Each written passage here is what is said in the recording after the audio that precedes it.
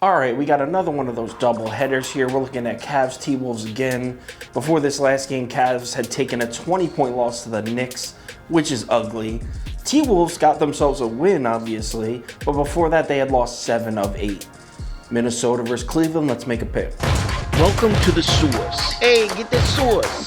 The source. The source. Hey, get the source. All right, so this line opened up Cleveland Cavaliers laying 5 points here. And as of 12:30 p.m., the bets were 60-40 in favor of Cleveland. Look at the money, though. Cleveland Cavaliers -5 is a hot ticket. Everyone's buying up Cleveland -5. 99% of the money on the Cavs right now. This line's about to shoot up. In fact, it better start shooting up. If this line doesn't move, let's say like it's 3 hours from now, say it's like 4 or 5 p.m. Eastern time. If this line's still sitting at 5 with 99% money on Cleveland, I'm ready to call trap. As of right now, we don't have enough bets in to call trap at this point, but I expect this line to shoot up to 7, 7.5 even, 99% of the money on one side. Wow. So we're looking at Cleveland -5. If we like Cleveland, we should get those picks in fast. So how do these teams match up on the court? Well, does this Cavs loss to Minnesota mean that Minnesota has Cleveland's number? That the T-Wolves have figured out how to beat the Cavs and we should hesitate before betting the Cavs to cover in this game? No, absolutely not. In fact, that game went exactly as it should have in all aspects except for one. Minnesota Timberwolves 3-point shooting. They hit 16 threes in that game. They shot 40% from 3 as a team over the entire game. If you remove the Timberwolves 3-point shooting from that game, the Cavs dominated. Andre Drummond, as we expect against Minnesota, an unstoppable force.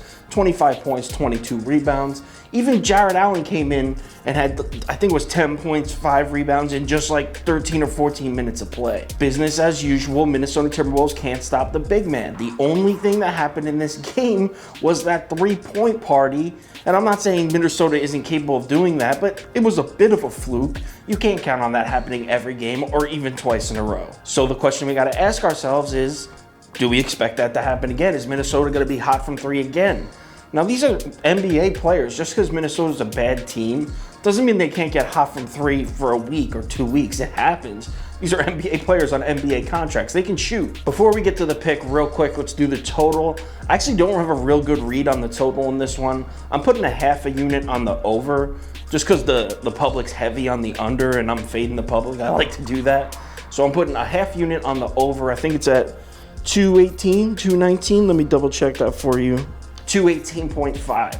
So yeah, I'm putting a half unit on over 218.5 points. As far as prop bets, I mean, the obvious one is to bet Andre Drummond over in points and Andre Drummond over in rebounds.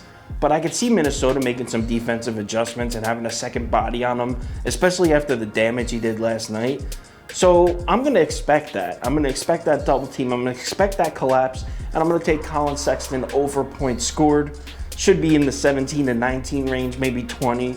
I'm taking over because I think he'll score like 24, 25. It's not open in my book yet. That's why I don't have a figure for you. But Colin Sexton over points scored. And finally, what is the pick? I don't care about the bets. I don't care about the money. I don't care about the public. Minnesota's a bad team, man. I'm going Cavs to cover. Minnesota's a bad team, but this is the NBA. No one's going to go 0-82. Even bad teams are going to get hot from 3 from time to time. Cleveland's the far superior team here, and they should have no problem, especially with a chip on their shoulder after last night. Cleveland -5, I like it, lock it in. I would lock it in soon to make sure this line doesn't shoot up. If you want to follow along, if anything changes, I will tweet it out and put it on my Instagram story.